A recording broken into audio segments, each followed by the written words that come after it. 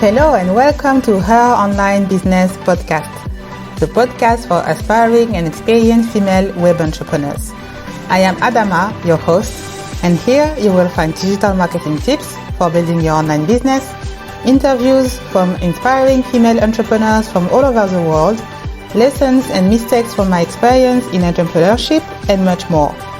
I am passionate about helping other women live their dream life thanks to an online business that matches their passion and serves their purpose. So let's hang out, have fun, and grow together.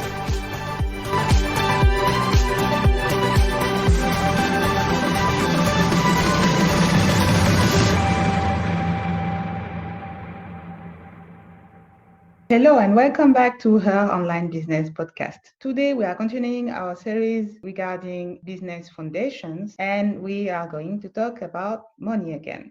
So if you didn't listen to episode 2 and episode 3 where I talk about business goals and money mindset, you should do that before listening to today's episode. My guest of the day is an expert in all finance related topics for businesses and private individuals.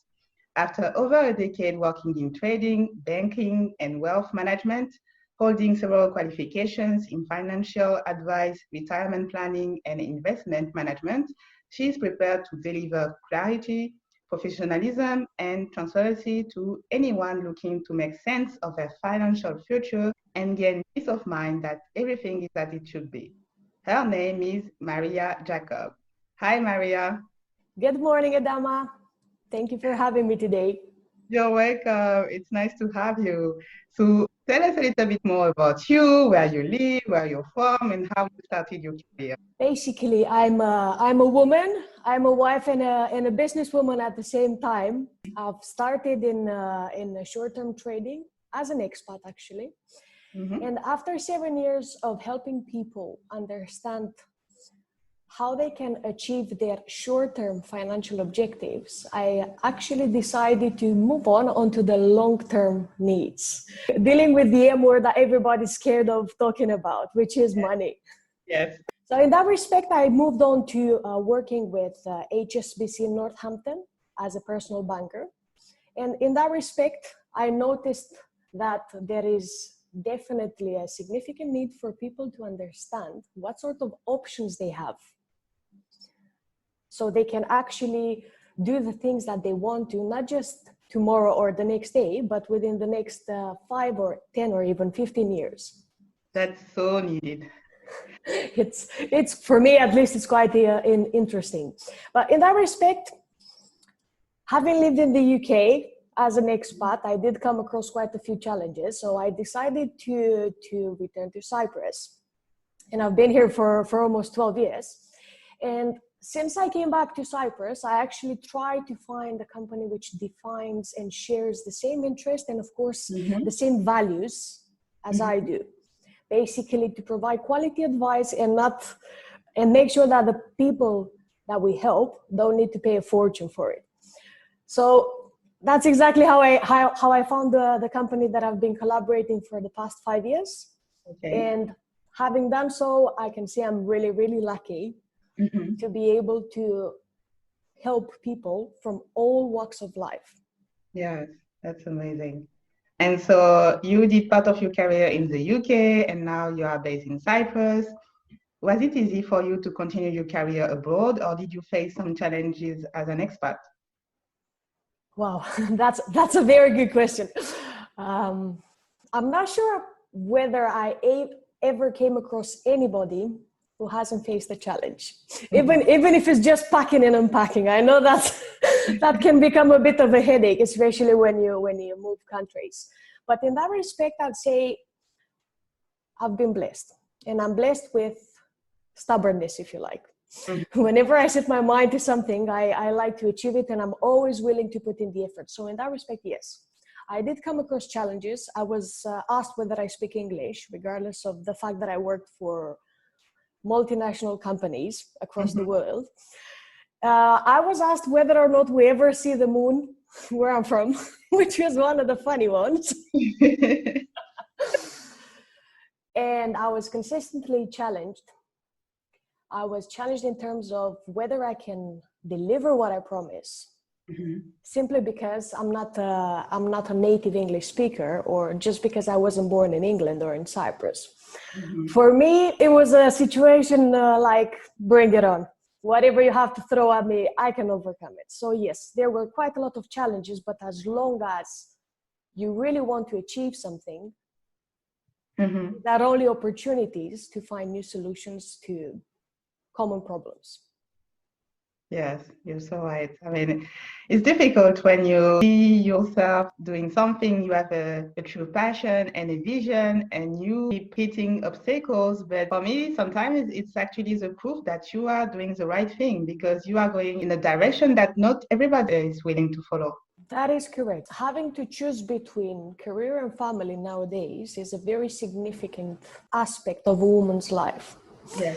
Everybody likes to believe they are able to achieve greatness in their jobs. And to be honest, this is one of the areas which should drive us in life. Not money, not numbers, not a beautiful house, not a nice car, but the ability to change something in this world. Yes. Such a nice dream also comes with a lot of challenges. It's being tested at every step of the way, every single step of the way. Yes. So the passion you have to achieve your goals is the only thing that will keep you going. The belief you have that you deserve success, that you deserve to achieve the good things, and that you can actually make a difference for not just for yourself, but for the people around you as well. Yes, so true. And so you said yourself, you are a businesswoman, a wife. How can you balance it all? Let's just say that during my lifetime, I had the choice of splitting my efforts either to build a career, which involves a lot of hours in the office, a lot of hours working from home, a lot of studying, because this never ends in finance. There's always something new you need to learn about, or building a family. This is actually one of the things I bumped into when I moved to Cyprus, because the local culture says that a woman should be a housemaker, if you like. In the kitchen, cooking, cleaning, raising children, waiting for the husband, smiling at the door. Hi, honey, good to have you back from work. Whilst I'd love to be a mom, and I'm still thinking about having children, I focused a lot of time and effort, and of course, a lot of money in building myself first. And I'd like to tell you the reason why, because this is a choice every successful woman comes across at least once in her lifetime. There's a little story that really depicts exactly why I chose this. Imagine yourself in an ocean. There's a massive storm, you're in an ocean. It's you and your child. You have one life vest. Who would get it? Tough question. Well, that's the whole point. You know, in the plan, we always say that if anything happens, you should put your oxygen mask first before helping others. And there is a reason for that. The same with the life vest. If you give the life vest to your child, who doesn't have the knowledge and the ability to overcome significant obstacles, the child will not know how to move forward. Whereas if you take the life vest, you can actually hug your child in your arms and make sure that nothing happens to him or to her. So this is why I chose first to build myself before I'm able to actually raise a child, have everything in the same plane, you know, at the same level. Yeah. That's good. That's amazing. And so how do you help your clients, and who are they? I like to help clients, and I don't like to call them clients because I don't see them as clients. The reason I'm choosing to help people from all walks of life is because when I was younger, my family actually lost all of their life savings because of the lack of financial advice. So in that respect, I've seen what the lack of specialist advice, especially when it comes to money, can do to a family. So at this point in time, and ever since I've walked into finance, I've been helping people from all walks of life, from entrepreneurs, managing directors, forensic accountants, bankers, basically anybody looking for some clarity around the options they have to get to the things that they want to achieve in life in terms of their finances. I see. And what would you say is their main common hurdle when it comes to finance in their life? The main hurdle, if you like, or a common area that I come across when talking to people is their desire to do good by other people, and at times they tend to forget about themselves.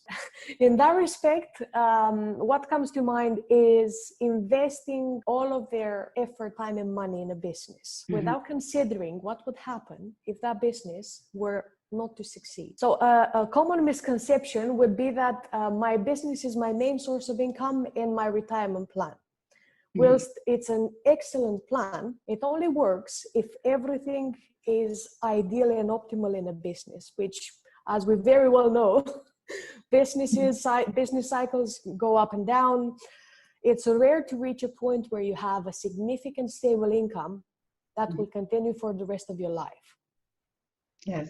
And so what would be the 3 tips that you would give to new entrepreneurs regarding their finances? The 3 tips. First and foremost, build a plan. I know it's very simple, but one of the main reasons I was able to build a nice career and achieve the things I wanted to in life is because I built a plan and I worked the plan. It's that simple. The plan should not just include what you want, but also what you need. Yes. And in that respect, I believe that the budget is something that helps an aspiring entrepreneur quite a lot. I'm aware of the fact that you cannot always quantify all the expenses you will have within the first year, let's say, because more often than not, the first year is one of the most important ones for a business. It's the year where you need to work and put in a lot of effort just to recover your investment. Yes.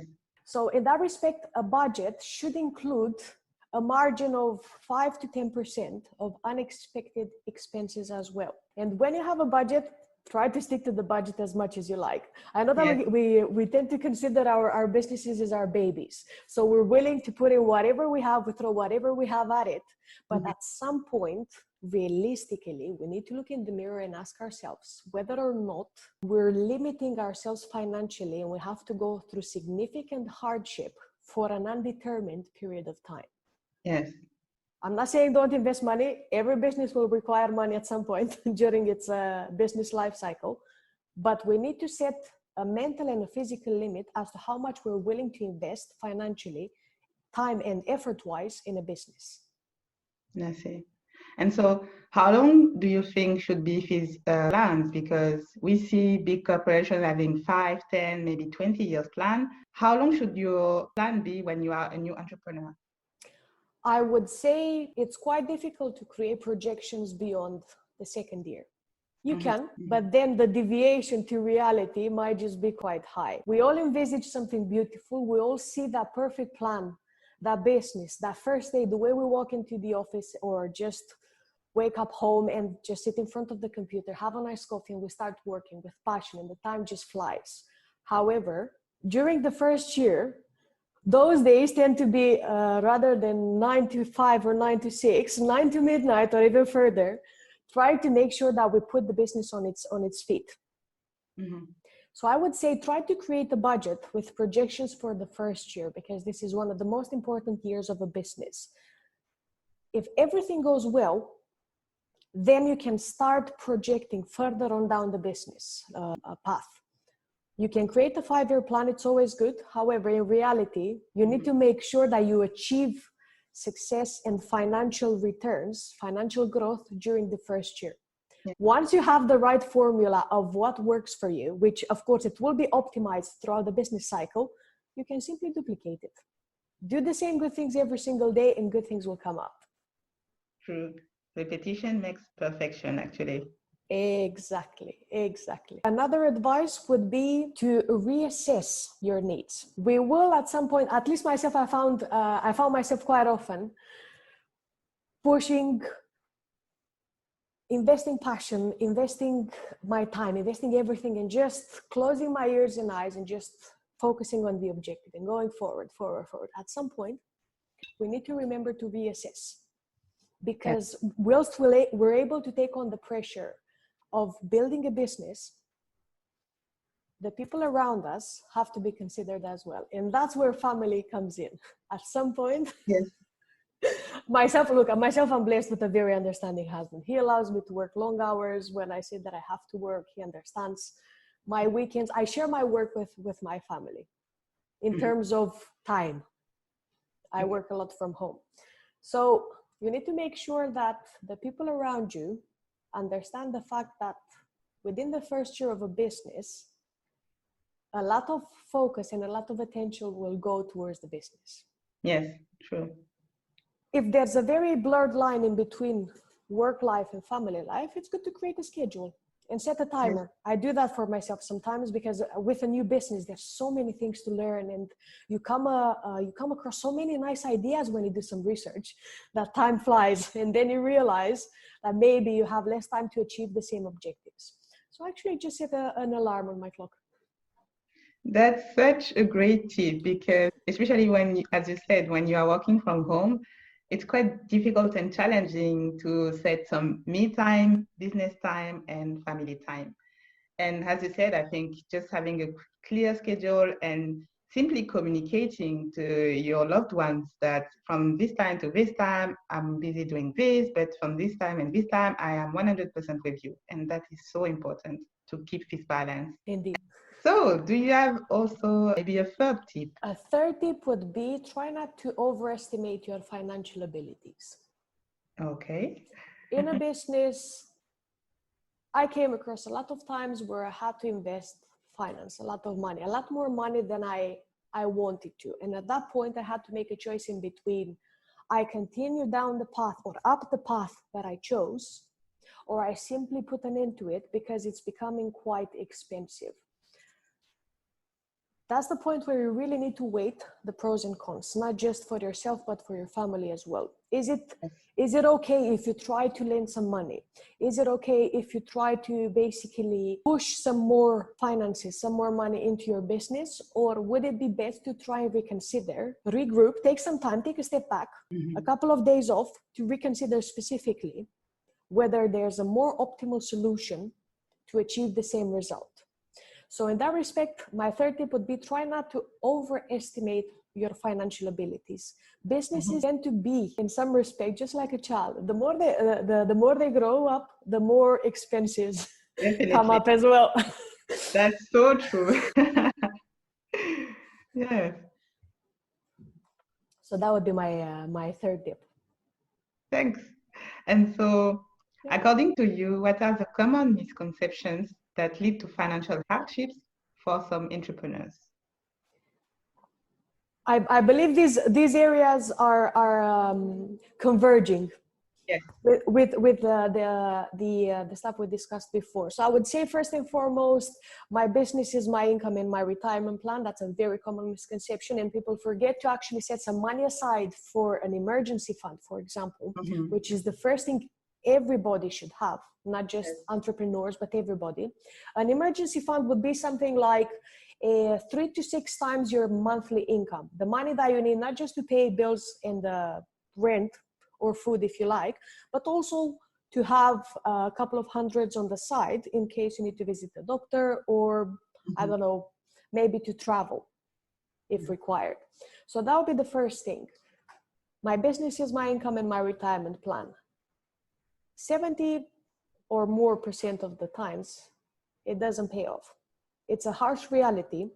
That doesn't necessarily mean it has to lead to failure in our businesses. We just need to prepare better for the worst case scenarios. That's it. The second one would be all the eggs in one basket. This is very common. All the effort, all the time, all the passion, everything in one basket. If this doesn't pay off, more often than not, when we're faced with the possibility of failure in a business, at least myself, I feel like the world is crashing down. I feel like the roads are closing and I'm not sure exactly what I'm supposed to do. So in that respect, project a 1% possibility of failure just so you understand how would you react financially, how would you react mentally, and what sort of solutions, what sort of backup plans you can put together from a financial perspective to keep yourself afloat and keep on going forward. And yes, I mean, the topic of do not put all your eggs in the same basket is so important. As you said, that even if you are just an individual or a business owner, it is very important. But do you have any tips to concretely apply that as a business owner? How can you diversify your sources of income? So in terms of your income, before you think about diversifying your sources of income, the first rule would be make sure you have the emergency fund. Okay. Secondly, after you build an emergency fund, you need to make sure that you set aside some money. Not all of the business owners have the financial ability to just open a drawer and take out a massive bag of money. So in that respect, the first rule would be try to set aside anywhere in between 5 to 15% maximum of what you're earning after taxes, after expenses, after everything else, and set it aside in a savings account on a monthly basis if possible. But this has to become a habit. If you set aside some money 1 month, but the next month you believe that there are more important objectives, you're actually stealing from yourself in that respect. Yeah. You're not considering yourself financially important enough to create stability, just in case. Once you set aside about 10, 15,000, you can then think about investing it in the financial markets, for example. In that respect, every person invests in the stock markets, in the property markets, in any specific market available out there to achieve returns above inflation. What does that mean? I'm not sure if you're aware what inflation is. I mean, you can explain it to our audience, yes. Of course. So inflation is a specific financial concept, if you like, which says that over time, your money loses purchasing power. If you have 100 euros today, you'll be able to buy certain assets. Let's say you'll be able to buy a very nice pair of sunglasses. However, within 5 years' time, the same 100 euro may not allow you to buy the same pair of sunglasses because the prices tend to go up. Living expenses tend to increase on a yearly basis. So in that respect, you need to make sure that the money you have doesn't just stagnate, but also increases as the prices increase as well. That's my explanation of inflation. On a global scale, inflation has been somewhere in the region of 2.5% per annum. So we're sort of expecting to see similar inflation rates within the next 10, 15, 20 years. That's why it's important to make sure that when you save some money, you choose a specific structure which allows you to get returns above 2.5%. And that should actually apply to your business as well, because if you're making the same money every year and it's a small amount, you'll actually end up losing money because of inflation. You'll lose purchasing power. And how do you do that? You check, for example, the bank account saving rates. If they're under 2.5%, you're losing money by the minute. You look into the stock markets, which provide some good opportunities. You look into the property markets to see if they provide good opportunities. And you also consider a reinvestment into your business, which is quite important. That's the point where you have some money to basically see what sort of options you have on the market to supplement your income. My personal recommendation is to try to steer away from investing all of your money in your business, because if the business fails, all of your golden eggs will be gone. So in that respect, I recommend checking the stock markets, checking property markets to diversify into different asset classes. Whilst this sounds very good in theory, for many people, the subject of financial planning is not their favorite, not their cup of tea, let's say. Yeah, So that's something that we want to postpone. We don't want to think about that, about the worst case scenario, but it's so important to protect yourself, actually. Exactly. Rather than living with the pressure of not knowing how much you can stretch your finances, how much you can stretch your money off, or whether or not you'll be faced with financial hardship, I would recommend to go and have a quick chat with a specialist. Nowadays, the market is very competitive. You'll come across a lot of people willing to help you and give you some good advice in terms of what you need to do to protect yourself and your financial future. Yes, definitely. And so for entrepreneurs who just launched a service-based company and a website, what are the steps that they should take in order to respect compliance policies? That's a very, very good question. Talking about compliance, I believe that's the second most not wanted subject. Least loved subject in the world, except for lawyers. Myself and lawyers will love compliance. So in that respect, we're actually going through an age of supra-regulation, which means there's legislation on top of legislation, laws on top of laws, trying to prevent disasters from happening. Whilst it would be ideal that these laws are set in the first place to prevent bad situations, regulation is actually quite reactive. It is not a proactive force, it's a reactive force. It comes after the damage has been done. So in that respect, I would say, first and foremost, do a research in terms of the regulation which applies in your particular sector, in your particular job. Many jobs come with basic requirements in terms of qualifications, in terms of information to be conveyed and shared with the clients at all times. And very importantly, the amount of information and details you need to disclose to the person you're trying to do business with, so they can make an informed decision before they become a client. Yes. Doing a very thorough research is my first recommendation in that respect. Secondly, would be to actually keep abreast of developments in terms of legislation, which sounds very complicated, but it's not.